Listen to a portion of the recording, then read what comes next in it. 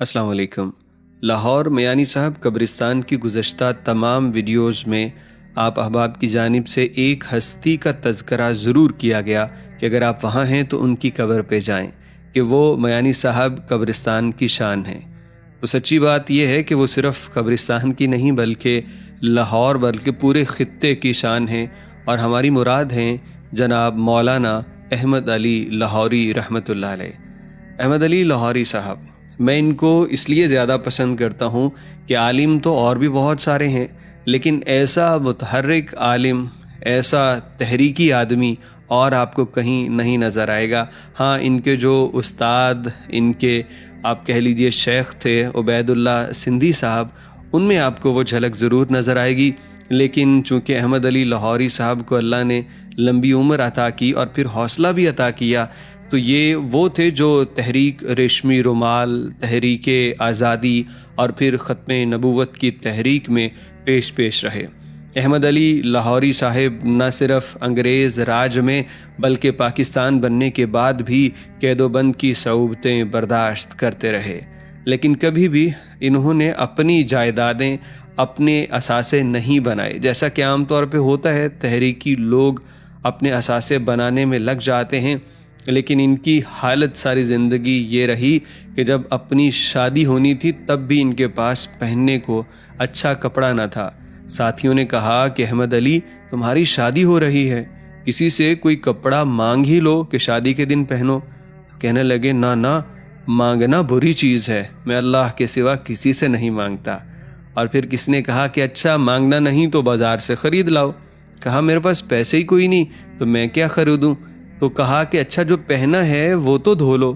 تو یہ مولانا احمد لاٹ صاحب انڈیا والے، انہوں نے یہ واقعہ سنایا ہے کہ پھر اسی کپڑے کو دھو کے دوبارہ پہنا اور اسی میں حضرت کا نکاح ہوا۔ یہاں قبرستان میں حضرت کی بیوی اور ان کے بیٹے سمیت اور شخصیات بھی دفن ہیں جو غالباً ان کے یا تو خلیفہ ہوں گے یا ان کی نسل سے ہی کوئی اور حضرات ہوں گے، لیکن یہاں پہ ان کی تمام قبریں موجود ہیں اور ان کے درمیان میں احمد علی لاہوری صاحب کی قبر موجود ہے۔ انگریزوں نے بھی ان کو بہت دیر قید میں رکھا، پھر جب رہا کیا تو اس شرط پہ کہ آپ لاہور چھوڑ کے کہیں نہیں جائیں گے، کیونکہ ان کو ڈر تھا کہ یہ ایسے متحرک آدمی ہیں عطا اللہ شاہ بخاری رحمہ اللہ کی طرح، کہ یہ جہاں بھی جاتے ہیں اپنی آواز، اپنی تقریر، اپنے جوش جذبے سے ہر کسی کو یہ بغاوت پہ اکسا لیتے ہیں۔ تو انہوں نے کہا، ضمانت لی پھر کہ لاہور اگر نہیں چھوڑیں گے تو آپ کو رہا کرتے ہیں۔ تو وہ لاہور میں ہی رہے۔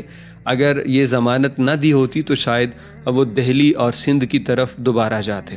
ان کی زندگی اس چھوٹی سی ویڈیو میں سموئی نہیں جا سکتی۔ ان کے متعلق میں چاہتا ہوں کہ اگر آپ کچھ جاننا چاہتے ہیں تو مزید پڑھیں۔ تمام معلومات اس ویڈیو میں شامل کرنا مشکل ہے، ہاں لیکن اتنا بتا دیتا ہوں کہ یہ وہ شخص ہے جس نے اسلامی تحریکوں کی خاطر اپنی عزت، اپنا رتبہ کوئی چیز نہیں دیکھی۔ کہیں یہ مداری بن کے جاتے، مقصد کیا تھا؟ تحریک کے لیے پیسے اکٹھے کرنا۔ میں نے علماء کی تحریروں میں پڑھ رکھا ہے کہ بندر لے کے مداری بن کے علاقوں میں جاتے اور وہاں سے ان کے ایک طریقے ہوتے تھے فنڈز اکٹھا کرنے کے، وہ اس لیے کہ تحریک بڑی کمزور تھی تو اس کو چلانے کے لیے سرمایہ کی ضرورت تھی۔ تو حضرت جو کہ ایک عالم، ایک بڑے متقی انسان تھے، تو وہ اس طرح سے جو بھی ہیلا بہانہ یا کوئی بہتر تدبیر ان کو سوجتی وہ اختیار کر کے تحریک کے لیے پیسے جمع کیا کرتے، اور تحریک ریشمی رومال، تحریک آزادی اور ختم نبوت میں جو پہلے نمبر پہ آپ کو نام ملیں گے ان کے اندر حضرت لاہوری کا تذکرہ ہمیشہ زندہ رہے گا۔ مغرب کا وقت ہو چکا تھا، میں نے ان کی قبر پہ حاضری دینے کے بعد یہاں نماز مغرب ادا کی، اور یہ مسجد نظامیہ ہے، اس کے بالکل ساتھ میانی صاحب قبرستان میں آپ کو میجر شبیر شریف والی گلی کے اندر ان کی قبر مل جائے گی۔